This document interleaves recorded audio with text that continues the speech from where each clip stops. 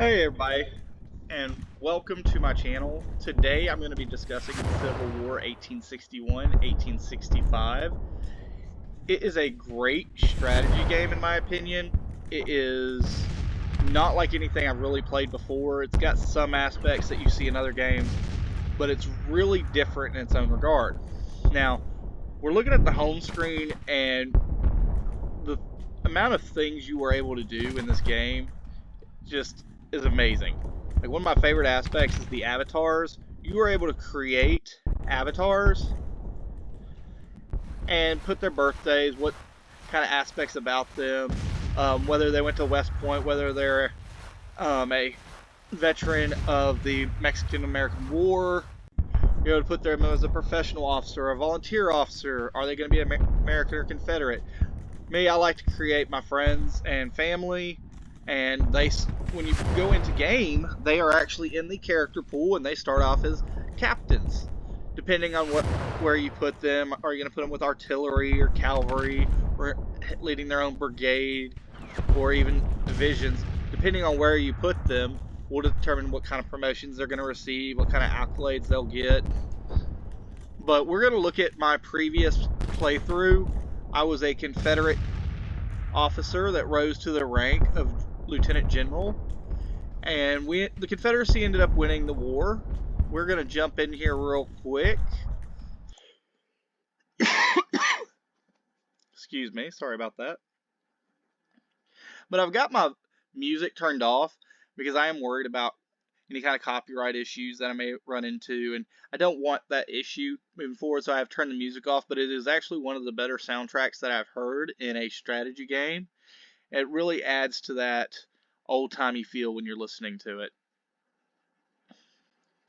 So, if you're looking for a historically accurate game, this is not the game for you. This game doesn't make any of the moves that were made as far as the military commanders, the casualties that were inflicted on the commanders. You can get through your whole playthrough, and Stonewall Jackson could live the whole war. You could get through your whole playthrough, and Ulysses S. Grant died in 1861. It's a matter of how the battles are going in your current game. It's not a realistic wartime game at all, but it does add really unique strategy features. Now, I'm not going to be able to show you any of the playthrough because of obvious reasons I completed the game already. But I did go through, and you are able to put a custom picture in if you go through certain files. And I can show you all in another video how to do that. It's really quick, really easy. I just went to one of those generator AI for image and had them use my face. And they created a Civil War general. Alright, let's look at some of the things in game. So you are able to get your fame and initiative, leadership, administration, and cunning. You're able to get those really high and really maxed out fairly quickly, I believe. It didn't take me too long to get those things up. Just by participating in battles and skirmishes. I started with a character that didn't have a lot of traits as far as their personality. I was reliable, and I was a teetotaler. All that is that other officers can rely on me in battle, and the teetotaler is that I stay away from alcohol. I actually earned the conservative trait playing in game, doing different things. Different things you do in game will actually change your personality. It's also how you can get companions, and I will show you our companions. So you gather companions depending on your personality. So I've got the son of a minister, the British observer, a political affiliate, and a well-known patriot. Those are different guys that were able to help me establish my role in the Confederate Army, and they actually give some pretty good bonuses in your camps and during battle, even some of them. So I really like that aspect, that it gives you a companionship, gives you friendship within the game that can really benefit you. You also have to create your general staff and your staff corps depending on your level depends on how many officers are needed in your administration. How many people are you going to need to help you do the best job you can? You also have numerous actions you can perform. Me, I didn't vary too much from different ones I did, but I will tell you there are some exploits that you can do, like jumping from doing fundraising to doing political, so you can spend your prestige to get your money, and then you can spend your money to get your prestige, and it's kind of unbalanced, but you are able to make those headways so you can just keep going back and forth. But careful, I did notice with a few of them, like the throw a party, excuse me, the throw a party, if you do that too many times, it's going to give you a character trait of being a party animal, which can actually have a negative effect on how you are viewed by other generals. Alright, so let's talk a little more about this game. It's got several different options, and because I was playing on the regimental campaign, I didn't have any access to finances, but you are still able to go into, let's say, your policies, and you can, by clicking on different policies, and you would see a little magnifying glass on policies that you can look at, but obviously I've already completed this campaign. Oh, well, there's actually one right there. You can click this, spend your own personal prestige to have the president of either the Union or the Confederacy push that policy. So, depending on your playstyle, you can choose different policies that you want to initiate first. I highly recommend getting anything that's going to help your military, because at the beginning of the war, your military is very weak, but you're also not going to have a lot of prestige. So try not to spend too much prestige at the beginning of a game trying to influence policies. It's just not going to work out well for you. You want to spend your time upgrading your troops and upgrading weapons. Now, speaking of upgrading troops and upgrading weapons, we are going to go into our military. Now, remember, I am at the end of the game, so I was in charge of an entire army. I was in charge of the Army of the Potomac. I had 5 divisions underneath me. I had just started the Ledbetter division when the game ended. But if you notice, each division has their own brigades. Now that's great because you can actually move those different divisions independently from your own army and have them off fighting. And the whole time these divisions are actually earning you prestige as well. And the Army of Potomac is under Lieutenant General Bill Woodard.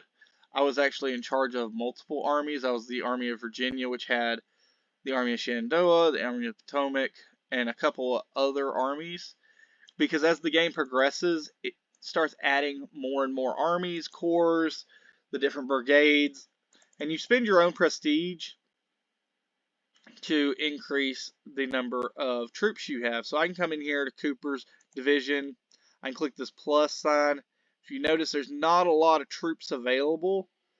You can either do volunteers or draft, but you got to be mindful of the number that's available. So we have here in Georgia, there are 700 volunteers and 641 volunteers. Now I can't recruit 1,000 men because there's not enough men. I have to change this to go either to 500 or 750. Because there's only 700, I can only make a brigade of 500 men. Now those men, it will incur more troops as time goes on, but it is important to know that when you do recruit a new brigade or division, it's not instant. It does take time. In this case, it takes 26 days. There are actually easier ways to go about this. I could come down here. I could click, I want an infantry. That's what this X means, an infantry brigade. And I want auto-generate if possible. Now, because there's not enough troops to auto-generate with volunteers, I'm not able to auto-generate. But if I did have those volunteers, I could auto-generate, and what it's going to do is it's actually going to put the closest units that you can get. So the days wouldn't be 28 days or 26 days. It may be 10 days until they arrive. It's important to pay attention to that. Also, when a new brigade does join you, they join with mixed muskets, which is a very poor weapon in the game. It's what most of your brigades are going to start out with in the game. As you get further, more weapons will become available. If you notice, in the top left-hand corner, there's the amount of weapons that are available, and the further you get, it's just going to say available, meaning that you have plenty. The Whitworth, I'm kind of torn on which weapons are my favorite. The Whitworth, I used a lot of those. The Fayetteville rifle musket and the Enfield rifle. They are really good. One thing I love about the Whitworth is it's 600 yards. The thing I don't like about it, it's only 2 shots per minute. If you notice the Whitworth and the Enfield has less range but more shots per minute.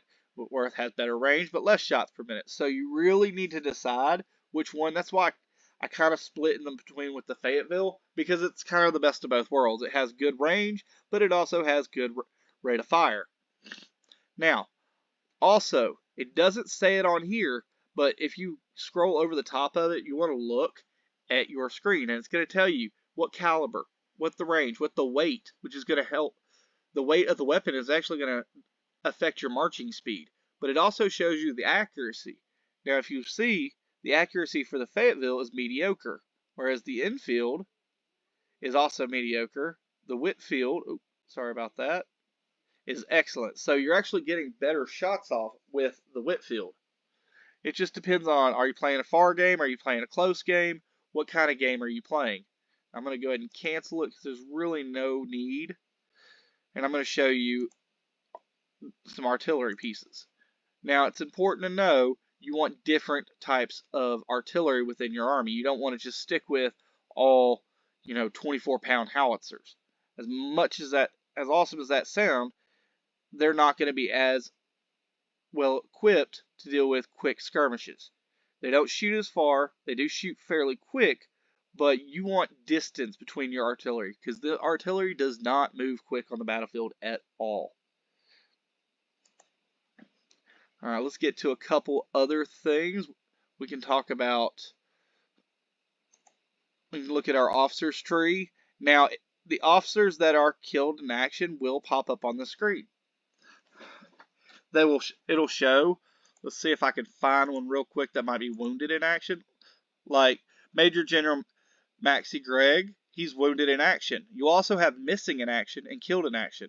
So depending on what happened to those troops, they will still show up in here, but they will not be available to use. You're able to change out your different officers for your different levels. The one thing I don't like is that if I wanted to promote this lieutenant colonel to my be in charge of a division, I would have to go and replace him first with somebody else, then come over here and replace Cooper. So the game does have some things that are kind of tedious. It does have room for improvement, but overall, it is a great game. There are so many things, and I've only done one complete playthrough, and I plan on starting another playthrough on this channel. But I wanted to give you all kind of a brief overview of my opinion on this game. And honestly, it's got so much replayability because it's not historically accurate. It's just kind of a sandbox. It's who can do better, the computer or you. You can choose many different difficulties to play on. You can choose how aggressive the enemy is. You can choose for them not to be aggressive if you don't want to. I recommend keeping the aggressiveness, honestly, at mediocre. I've done both where they're not very aggressive, but I've also done where they're very aggressive, and it just seems when they're very aggressive, it's too quick of a playthrough for me. I like a slower, realistic feel. I don't like the war being over in 1861. As you can see, just playing a mediocre aggressiveness, we almost made it to the actual ending of the war. Just playing on the mediocre. Now, I'm fairly aggressive attacker myself, but that's only at Washington. Because, come on, who doesn't want to attack Washington in a game? Alright, well, this has been my little snippet of what I believe of the game. I will go into more details on my next playthrough, where I am going to possibly be starting another Confederate campaign, but this time I think I'm going to do a regimental cavalry officer. I've always been intrigued on how the cavalry works, but I've never actually done it. I was actually an infantryman in the army, so obviously I had to start with the infantry because, but if you enjoyed watching my channel, please like and subscribe below, and thank you.